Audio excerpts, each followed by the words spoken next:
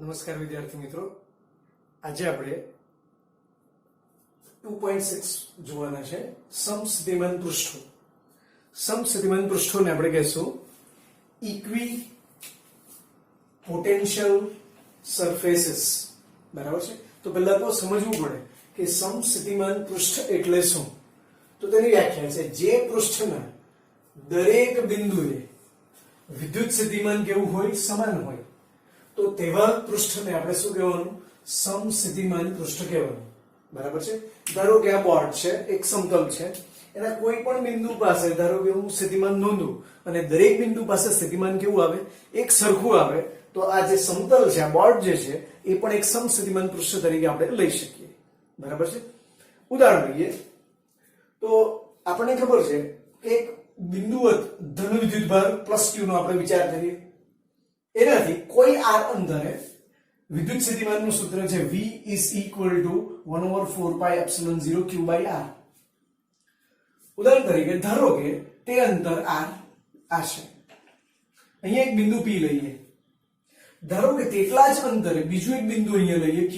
તેટલા જ અંતરે બીજું એક બિંદુ લઈએ અહીંયા R. એ જ રીતે અહીંયા લઈ લઈએ S. તો વિદ્યુતભારથી દરેક બિંદુ એટલે કે P, Q, R અને S એના અંતરો r જેટલા સમાન હોવાથી આ સૂત્ર મુજબ P બિંદુ પાસે Q, R અને S પાસે સ્થિતિમાન કેવું થશે? સમાન થશે. એટલે કે વિદ્યુતભાર Q ને કેન્દ્ર તરીકે લઈ r ત્રિજ્યાનો એક ગોળો વિચારીએ એની આજુબાજુ. બરાબર છે? તો એ ગોળા પરના દરેક ગોળાની સપાટી પરના દરેક બિંદુ પાસે સ્થિતિમાન આટલું જ મળશે. એટલે કે આ જે ગોળો રચાયો છે, બરાબર, એને આપણે શું કહી શકીએ? સમસ્થિતિમાન પૃષ્ઠ કહી શકીએ. તે જ રીતે મેં અહીંયા ઘણા બધા એવા સમકેન્દ્રીય ગોળાઓ બતાવેલા છે, એ બધા જ સમસ્થિતિમાન પૃષ્ઠ છે. પણ સ્થિતિમાનના સૂત્રમાં V is directly proportional to 1/r હોવાથી જેમ જેમ આપણે વિદ્યુતભારથી દૂર જશું તેમ તેમ સ્થિતિમાનમાં શું થશે? ઘટાડો થશે. એટલે કે નજીક જે આપણે ગોળો વિચાર્યો છે એના પરનું સ્થિતિમાન સૌથી વધારે હશે અને સૌથી દૂરનો જે ગોળો વિચાર્યો છે એના પરનું સ્થિતિમાન કેવું હશે? સૌથી ઓછું હશે. હવે અહીંયા તમે જોઈ શકો કે બે સમસ્થિતિમાન પૃષ્ઠ, આ પહેલું, આ બીજું, આ ત્રીજું અને ચોથું, દરેક વચ્ચે જે અંતરનો તફાવત છે એ ક્રમશઃ વધતો જાય છે. બરાબર છે?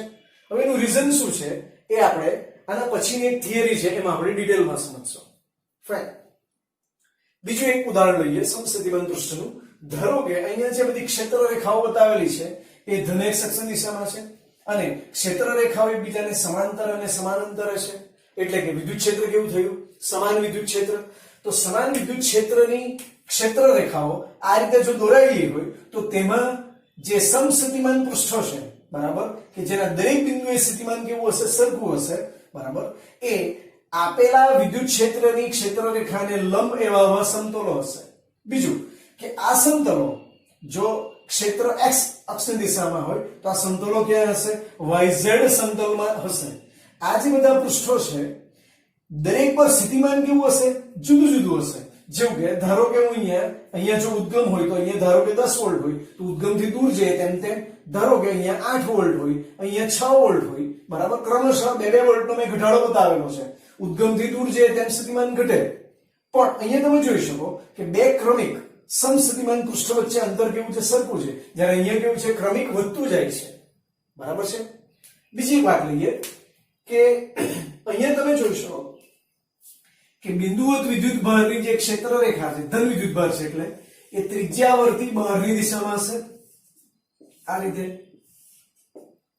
હવે કોઈ પણ સમસ્થિતિમાન પૃષ્ઠની આપણે વાત કરી શકીએ. જેવું કે અત્યારે હું બિંદુ Q પાસે વિચાર કરું છું તો Q પાસેથી પસાર થતી વિદ્યુત ક્ષેત્રની ક્ષેત્ર રેખા અને તે બિંદુ પાસે વિચારેલું એક સમતલ એ પરસ્પર કેવું હશે? લંબ જ હશે. કોઈ પણ જગ્યાએ તમે વિચારી શકો. બરાબર. દરેક જગ્યાએ વિદ્યુત ક્ષેત્ર અને સમસ્થિતિમાન પૃષ્ઠ પરસ્પર કેવા હોય છે? લંબ જ હોય છે. પણ આની કોઈ સાબિતી ખરી કે? અહીંયા પણ તમે જોઈ શકો કે વિદ્યુત ક્ષેત્ર રેખા અને સમસ્થિતિમાન પૃષ્ઠ પરસ્પર કેવા છે? લંબ છે. તો કોઈ પણ વિદ્યુતભાર સંરચના માટે કોઈ પણ બિંદુમાંથી પસાર થતો સમસ્થિતિમાન પૃષ્ઠ એ તે બિંદુએ વિદ્યુત ક્ષેત્રને કેવું હોય છે? લંબ હોય છે. તો આની સાબિતી શું? તો સાબિતી સમજવા માટે એક સમસ્થિતિમાન પૃષ્ઠ બતાવેલું છે જેના બે બિંદુઓ A અને B બતાવ્યા છે, બરાબર. ધારો કે આપણે એકમ ધન વિદ્યુતભારને બિંદુ A થી B તરફ લઈ જઈએ તો તેના માટે કરવા પડતું કાર્ય બરાબર માઈનસ સદિશ E ડોટ સદિશ dl બરાબર જે બિંદુએ પહોંચ્યા અને જે બિંદુથી શરૂ કર્યું તેના વચ્ચે વિદ્યુત સ્થિતિમાનનો તફાવત છે. પણ સમસ્થિતિમાન પૃષ્ઠ માટે તો VA બરાબર VB થવાનું છે, એટલે કે આ તફાવત કેટલો થવો જોઈએ? 0. એટલે કે કાર્ય કેટલું થવું જોઈએ? 0 થવું જોઈએ. જો તે 0 હોય તો આપણે એવું લખી શકીએ 0 is equal to E dl cos θ.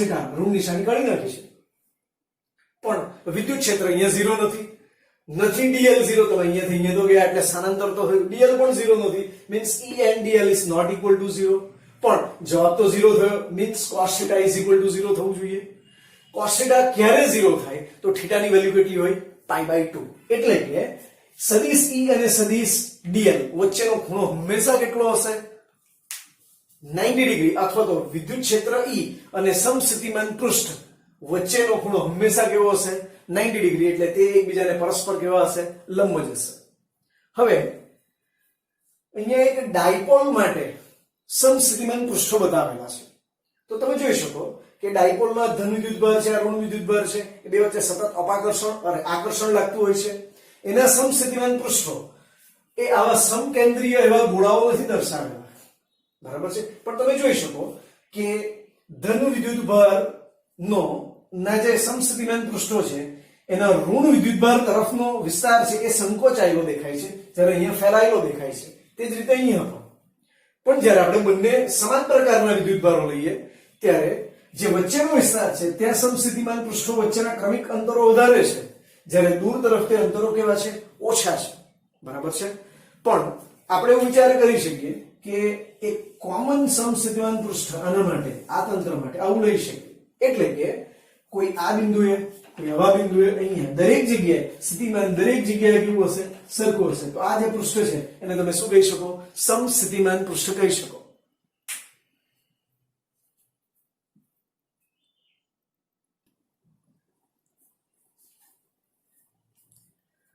હવે આપણે જોઈએ ક્ષેત્ર અને સ્થિતિમાન વચ્ચેનો સંબંધ, એટલે કે વિદ્યુત ક્ષેત્ર અને વિદ્યુત સ્થિતિમાન વચ્ચેનો સંબંધ. તો આકૃતિમાં બે સમસ્થિતિમાન પૃષ્ઠો A અને B બતાવ્યા છે. A નું જે સ્થિતિમાન છે V જેટલું છે અને B નું સ્થિતિમાન V પ્લસ ડેલ્ટા V છે, બરાબર છે. બંને પૃષ્ઠો પર એક એક બિંદુ બતાવ્યા છે, બરાબર છે.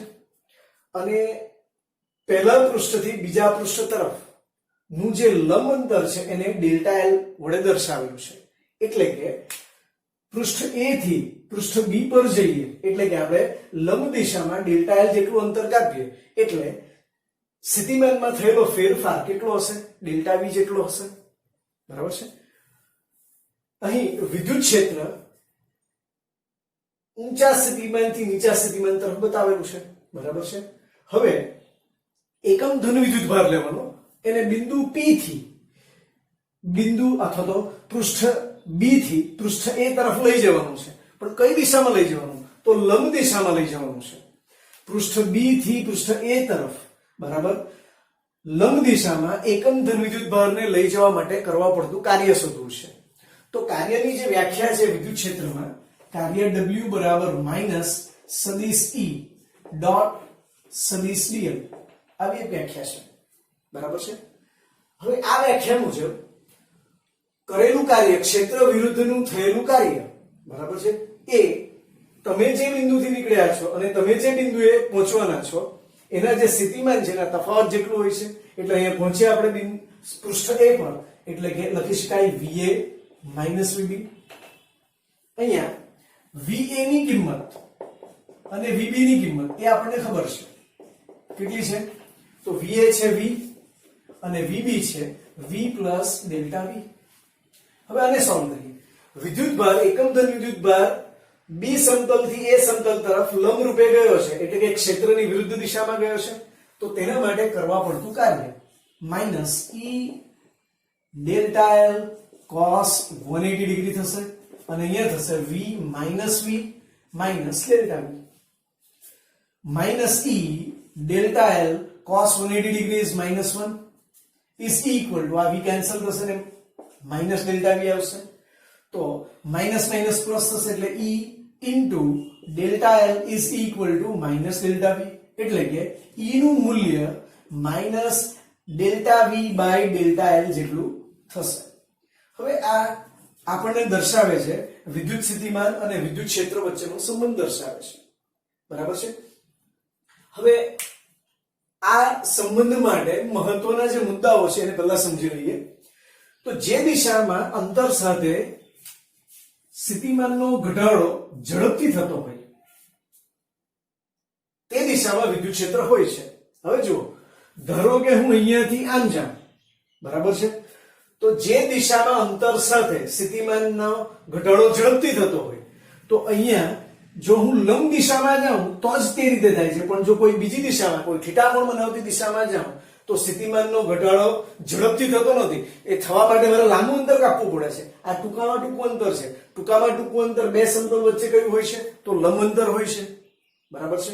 એટલે કે જે દિશામાં અંતર સાથે સ્થિતિમાનનો ઘટાડો ઝડપથી થતો હોય તે દિશામાં વિદ્યુત ક્ષેત્ર હોય છે. એટલે વિદ્યુત ક્ષેત્ર આ દિશામાં છે, લંબ દિશામાં છે, પૃષ્ઠને લંબ દિશામાં છે. બીજો મુદ્દો, કોઈ બિંદુએ વિદ્યુત ક્ષેત્રનું માન, કોઈ બિંદુએ વિદ્યુત ક્ષેત્રનું માન સ્થિતિમાન સમસ્થિતિમાન પૃષ્ઠને લંબ દિશામાં, સમસ્થિતિમાન પૃષ્ઠને લંબ દિશામાં એકમ સ્થાનાંતર દીઠ સ્થિતિમાનના ફેરફારના માન જેટલું હોય છે. એકમ સ્થાનાંતર દીઠ સ્થિતિમાનના શું છે, શું લખેલું છે? એકમ સ્થાનાંતર દીઠ, એટલે ડેલ્ટા l બરાબર 1 એકમ લઈ લેવાનું. એકમ સ્થાનાંતર દીઠ સ્થિતિમાનમાં ફેરફારના માન જેટલું હોય છે, એટલે કે delta v by delta l જેટલું હોય છે. ખાલી મૂલ્યની વાત કરીએ તો ખ્યાલ આવશે. હવે આપણે એક અગત્યનો મુદ્દો જોવાનો છે કે સમસ્થિતિમાન પૃષ્ઠો વચ્ચેના જે ક્રમિક અંતરો છે એ અમુક સંરચના માટે સમસ્થિતિમાન પૃષ્ઠો સરખા અંતરે આવે અને અમુક સંરચના માટે તે અંતરો ક્રમિક વધતા જાય અથવા તો ઘટતા જાય. બરાબર છે. તો તેના ઉદાહરણો લઈએ. તો આપણે અત્યારે જ શીખી ગયા વિદ્યુત ક્ષેત્ર અને વિદ્યુત સ્થિતિમાન વચ્ચેનો સંબંધ છે E is equal to minus delta V by delta L. અહીંયા એક એકમ ધન વિદ્યુતભાર દર્શાવેલો છે અને એના બધા સમસ્થિતિમાન પૃષ્ઠો બતાવેલા છે. બરાબર છે. પૃષ્ઠો એવી રીતે દર્શાવેલા છે કે બે ક્રમિક પૃષ્ઠો વચ્ચેના જે અંતરો છે એ ક્રમશઃ વધતા જાય છે. બરાબર છે. તો આમ કેમ થયું? તો પહેલા તો એ સમજીએ કે બિંદુવત વિદ્યુતભારનું જે વિદ્યુત ક્ષેત્ર છે એ ત્રિજ્યાવર્તી દિશામાં હોય છે, આ રીતે. બરાબર છે. હવે જેમ જેમ ક્ષેત્રથી આપણે દૂર જઈએ તેમ તેમ તીવ્રતામાં શું થાય છે? વિદ્યુત ક્ષેત્રની તીવ્રતામાં ઘટાડો થાય છે. બરાબર છે. પણ અહીંયા તમે જોઈ શકો કે સૌથી અંદરનું સમસ્થિતિમાન પૃષ્ઠ છે એનું સ્થિતિમાન સૌથી વધારે છે. ઉદાહરણ તરીકે મેં લીધું છે 10 વોલ્ટ. એના પછીનું જે સમસ્થિતિમાન પૃષ્ઠ છે એનું મૂલ્ય છે 8 વોલ્ટ અને એના પછીનું જે છે તે 10 વોલ્ટ. બરાબર. આગળ લેવું હોય તો અહીંયા આવશે 6 વોલ્ટ અને આગળ જતા એ 4 વોલ્ટ, એટલે ક્રમશઃ 2 વોલ્ટનો શું થાય છે? ઘટાડો થાય છે. બરાબર છે. હવે સ્થિતિમાનના ફેરફારની વાત કરીએ. બે ક્રમિક સમસ્થિતિમાન પૃષ્ઠ વચ્ચે સ્થિતિમાનનો ફેરફાર ડેલ્ટા v બરાબર મૂલ્ય લઈએ તો 2 વોલ્ટ અને તે દરેક માટે અચળ છે. બરાબર છે. અને આપણે શોધવું છે ડેલ્ટા l. તો delta l is equal to delta v by e, જ્યાં ડેલ્ટા v તો અચળ છે એટલે કે delta l is directly proportional to 1 over e. હવે e ઉદ્ગમથી જેમ જેમ દૂર જાય તેમ તેમ e ઘટે તો ડેલ્ટા l એટલે બે ક્રમિક સમસ્થિતિમાન પૃષ્ઠ વચ્ચેનું અંતર એ ક્રમશઃ શું થાય છે? વધે છે. હવે અહીંયા જુઓ કે અહીંયા એક સમસ્થિતિમાન પૃષ્ઠો અહીંયા બતાવ્યા છે જેમાં ક્ષેત્ર રેખાઓ કેવી છે? સમાન વિદ્યુત ક્ષેત્રની ક્ષેત્ર રેખાઓ છે. અહીંયા ક્ષેત્ર રેખાઓ કેવી હતી? તો અહીંયા ક્ષેત્ર પ્રબળ, આગળ જતા ક્ષેત્ર નિર્બળ થાય છે. તો સમાન વિદ્યુત ક્ષેત્રની ક્ષેત્ર રેખાઓને લંબ એવા 3 સમસ્થિતિમાન પૃષ્ઠો બતાવેલા છે. અહીંયા ઉદ્ગમ હશે, ઉદ્ગમથી નજીક સ્થિતિમાન વધારે, દૂર જતા ક્રમશઃ સ્થિતિમાન કેવું થાય? ઘટતું જશે. ધારો કે બે ક્રમિક સમસ્થિતિમાન પૃષ્ઠો વચ્ચે સ્થિતિમાનનો તફાવત ફરીથી 2 વોલ્ટ જેટલો છે. તો અહીંયા મેં શું બતાવેલું છે કે બંને વચ્ચેના અંતરો કેવા હશે? સરખા હશે. તો એવું કેમ? તો ફરીથી E બરાબર મૂલ્યમાં delta v by delta l. Right. શોધવું છે ડેલ્ટા l. એટલે ડેલ્ટા એલ બરાબર ડેલ્ટા વી ના છેદમાં ઈ. પણ દરેક બિંદુ પાસે વિદ્યુત ક્ષેત્ર તો કેવું અચળ છે એટલે ઈ અચળ છે, તેમજ ક્રમિક જે સ્થિતિમાન પૃષ્ઠો છે તેના વચ્ચે સ્થિતિમાનનો તફાવત પણ કેવો અચળ. એટલે આ બંને વેલ્યુ અચળ હોય તો ડેલ્ટા એલ પણ કેવું રહેવું જોઈએ સમાન અચળ રહેવું જોઈએ. ખ્યાલ આવે છે?